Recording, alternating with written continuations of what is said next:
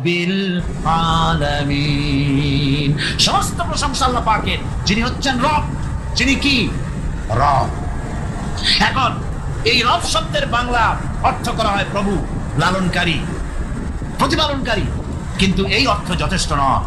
কোরআনে কারিমে যে রব বলা হয়েছে তার অর্থ হচ্ছে, তার অর্থ ব্যাপক, অনেক বিশাল এর অর্থ।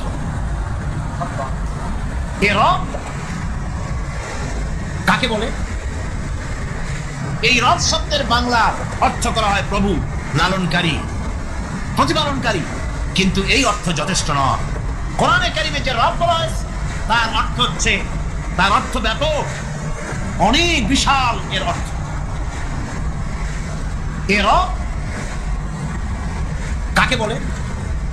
আমি রবের সমস্ত ব্যাখ্যা করতে পারবো না, তবে অল্প কথায় এমন ভাবে বলতে চেষ্টা করব যাতে করে আপনাদের